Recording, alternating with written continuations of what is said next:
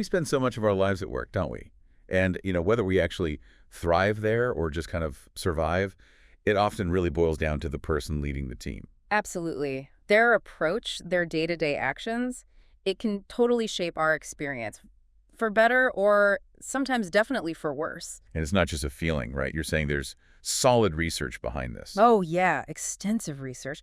Leaders have this really profound impact on our well-being and ultimately how well we actually do our jobs. Okay, let's dig into that then, because we've got some really fascinating stuff here. It's from a huge review looking at over 1,000 studies, actually. 1,000, yeah. It's massive. And it's looking right at that connection between leadership styles and, well, how we experience work, specifically constructive versus destructive leadership. Exactly. And how those styles impact two key things. Work engagement, that feeling of energy, dedication, being absorbed in what you do. Right, the good stuff. And burnout, which is, well, the opposite, that exhaustion, cynicism, feeling drained. So constructive leadership, that's the supportive, motivating kind, the kind that boosts well-being.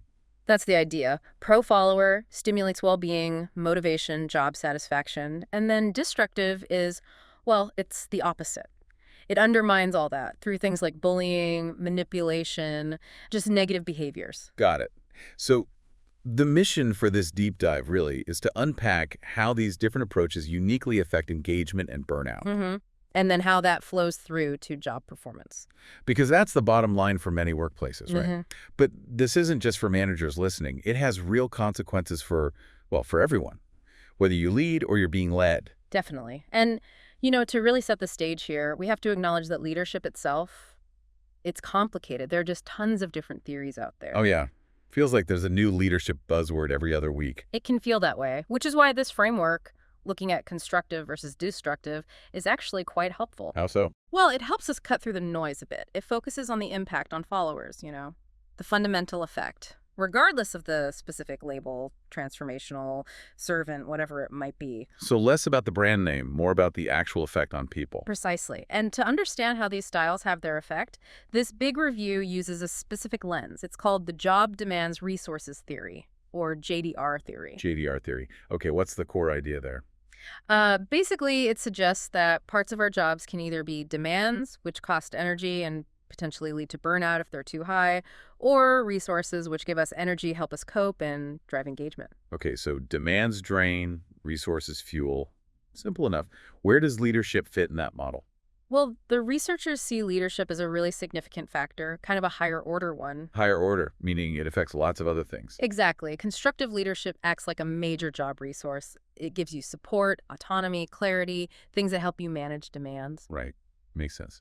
But destructive leadership, that acts as a major hindrance demand.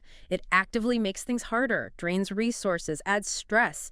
Think constant criticism, ambiguity, lack of support. So it's not just another task demand. It fundamentally changes the landscape of your other demands and resources because the leader has such influence. You've got it. Their impact kind of colors the whole work experience. Okay, so with that framework in mind, let's get into the findings. What did this huge review actually find about constructive leadership? I'm hoping for some good news here. There is good news. The data shows a really clear positive link between constructive leadership and how engaged people feel at work. Positive link. So better leadership, more engagement. And it's a solid finding. Statistically significant, moderately strong correlation, the meta-analytic correlation, if you want the number, was 0.467. Okay.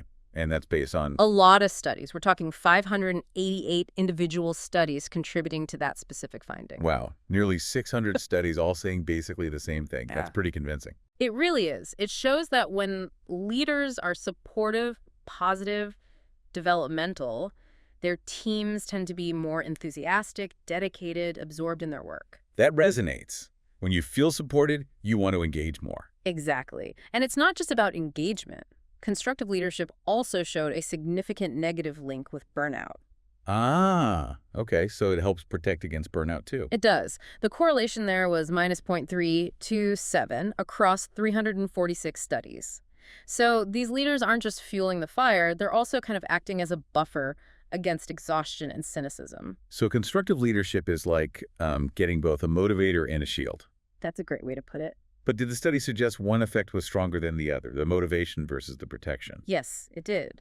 When they compared the strength of those links, the positive connection to engagement was statistically stronger than the negative connection to burnout. Interesting. So it seems like its primary power is really in boosting that positive side, the engagement. That seems to be the main thrust, yeah. While it definitely helps reduce burnout, its standout effect is igniting that motivation, that dedication, making people want to lean in. Okay, that makes sense. The main job of a good leader is getting people fired up. Now, let's look at the flip side. Destructive leadership. What did the research uncover there? I'm guessing it's not quite as rosy. No, not surprisingly, it isn't. Destructive leadership showed a negative correlation with work engagement. So more destructive behavior, less engagement. Okay, that fits. But how strong was that link? Well, it was statistically significant with a correlation of -0.20 across 72 studies. But it's worth noting, the researchers pointed out there was more variability in this finding compared to others. More variability, meaning the effect wasn't quite as consistent across all the studies. Exactly. It suggests that maybe how destructive leadership impacts engagement could depend more on, say, the specific type of bad behavior or the context compared to how consistently constructive leadership boosts engagement. Right, like maybe passive neglect has a different effect on engagement than, say, active bullying. Precisely. Different flavors of bad leadership might hit engagement differently. However, the link between destructive leadership and burnout was very strong and positive. Ah, okay, so maybe less consistent impact on killing enthusiasm, but a much clearer link to causing exhaustion. Yes. The correlation with burnout was 0.381 across 122 studies. And this really highlights the significant damage these behaviors can do to well-being. It directly fuels those feelings of exhaustion, cynicism, just being worn down. So it's like destructive leaders are actively and quite effectively draining people's batteries. That's a really good analogy. It drains energy, it undermines motivation, and it creates this really clear pathway straight to burnout. And the study really emphasized how potent that link to burnout is. Okay, so we have these two sides of the coin. Constructive helps engagement more than destructive hurts it, maybe. But a destructive fuels burnout more than constructive prevents it. How do they compare directly? That's exactly what the researchers looked at. And your intuition is pretty spot on. Oh, really? Yeah. They directly compared the strengths. They found that the positive link between constructive leadership and engagement is statistically stronger than the negative link between destructive leadership and engagement. Okay, so building people up does more for their enthusiasm than tearing them down does to diminish it. That feels hopeful somehow. It does suggest focusing on the positive might have a bigger payoff for engagement than just, avoiding the negative. But There's a but? there's a but. They also found the opposite pattern for burnout. The positive link between destructive leadership and burnout is stronger than the negative link between constructive leadership and burnout. Ah, so bad leadership is more powerful at causing burnout than good leadership is at preventing it. That's what the data suggests. It really underlines how critical it is to stamp out those toxic behaviors. They have a disproportionately strong effect on wearing people down. Yeah, that aligns with other psychology, doesn't it? Bad events often impact us more strongly than good ones. The bad is stronger than good principle. Exactly. And they did another analysis to kind of weigh the overall importance, a relative weights analysis. Okay, what did that show? It showed that constructive leadership explains significantly more of the differences we see in work engagement between people than destructive leadership does. Right, so if engagement is your goal, focusing on being a constructive leader is paramount. Absolutely. But for burnout, destructive leadership explained a bit more of the variance, though the difference wasn't quite as large as it was for engagement. So destructive leadership is particularly toxic for burnout, while constructive leadership is particularly powerful for engagement. Both matter for both outcomes, but they have slightly different areas of, like, peak impact. That's a very good summary of it, yes. This is really unpacking the dynamics well. But, the ultimate question for a lot of organizations is Right, the bottom line. The study looked at engagement and burnout as mediators. Basically, how leadership influences performance through its effect on well-being. Okay, so what's the pathway for constructive leadership? For constructive leadership, the main route to better job performance is through increased work engagement. Ah, so it's the motivation and dedication that really translates into results. Primarily, yes. They found that boosting engagement was the dominant pathway. Reducing burnout also contributed indirectly to better performance, which makes sense, but it was a smaller effect compared to the impact of engagement. So good leaders boost performance mainly by getting people fired up and invested. That's the key mechanism, according to this analysis. Now, for destructive leadership, Let me guess, it's not so good for performance. not at all. And here, the pathway is sort of twofold.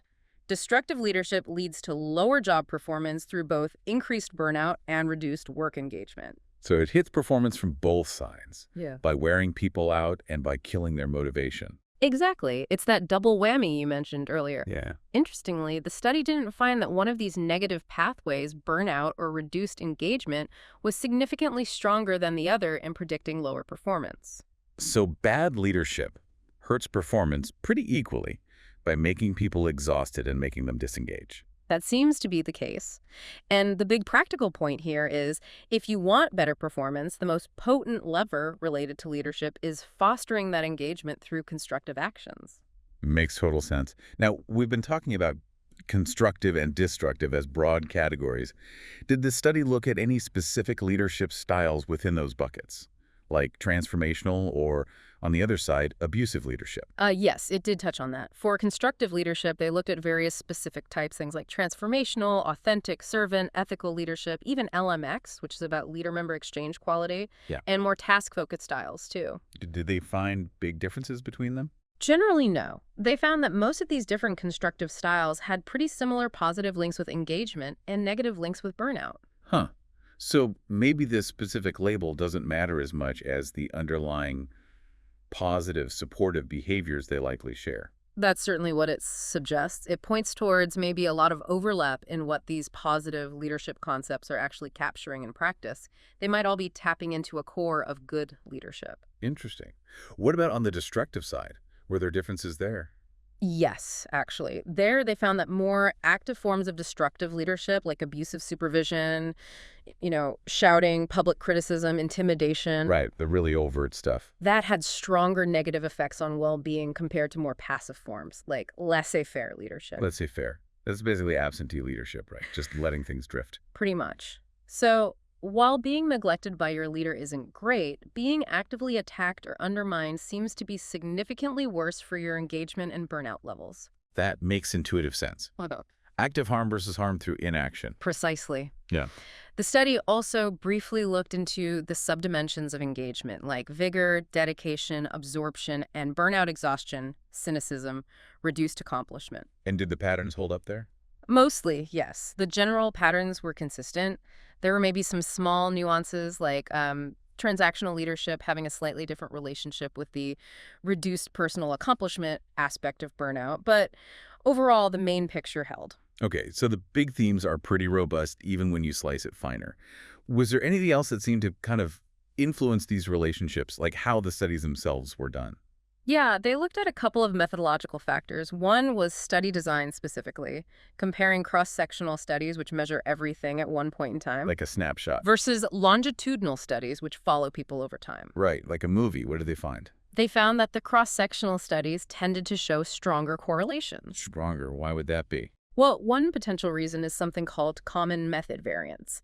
If you ask someone about their leader's behavior and their own feelings at the same time, their general mood or perspective at that moment might influence both sets of answers, artificially inflating the connection.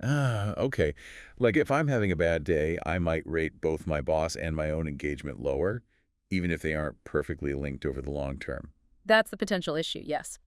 Longitudinal studies, which separate the measurements over time, are generally seen as stronger evidence for cause and effect, though they still showed significant relationships here, just slightly less strong. Okay, that's an important methodological point. Did they look at anything else, like who provided the ratings? They did explore whether using single-source data, like only asking the employee, versus multi-source data, maybe getting ratings from the leader or peers too, made a difference. But the findings on that weren't definitive. They couldn't draw strong conclusions there. So still some nuances to explore in future research, it sounds like. Absolutely. It's a complex area. And while this review gives a fantastic broad picture based on a huge amount of evidence, there's always more to learn about the specifics. Well, this has been incredibly insightful, a really comprehensive look. Yeah. If you were to boil it all down, what are the absolute key takeaways for people listening? I think there are two main things. First, constructive leadership is genuinely powerful. It fuels engagement, it helps buffer burnout, and that translates into better performance, mostly because it motivates people. So being a good leader really works, especially for driving positive energy. Yes. And second, destructive leadership is seriously damaging. It drains engagement, yes, but it really fuels burnout, and that combination hinders performance significantly. So avoiding bad leadership is crucial, especially for protecting well-being. Definitely. So for anyone listening who is in a leadership role, the advice is pretty clear. Focus on those constructive behaviors. Support your team. Be clear. Be fair. Foster that positive climate. It's key for engagement and performance. And just as importantly, Actively work to eliminate any destructive behaviors. Even passive neglect can be harmful. But the active toxic stuff is particularly potent in driving burnout. Protect your team's well-being. it's about creating an environment where people can actually, thrive, not just show up. Exactly, where they can bring their best selves to work. And for those of us who aren't in formal leadership roles, this gives us a lens to understand our own experiences, right? Maybe helps us recognize what good leadership looks like and maybe even advocate for it when we can. It really does. It helps frame those gut feelings we have about different leaders and understand the mechanics behind why some workplaces feel energizing and others feel draining. So if a final thought maybe for you, the listener, to chew on, think about the leaders you've had, the good, the bad, the maybe indifferent. Or if you lead, think about your own style. How do these findings about engagement, about burnout, about performance, how do they map onto your own experiences? What resonates? And maybe ask yourself, based on this deep dive, what's one small thing, one small shift in behavior, either yours or something you could encourage that might make a real difference? Yeah, that balance between providing resources and challenges versus creating hindrances, it seems so fundamental to whether people flourish at work. Something definitely worth reflecting on.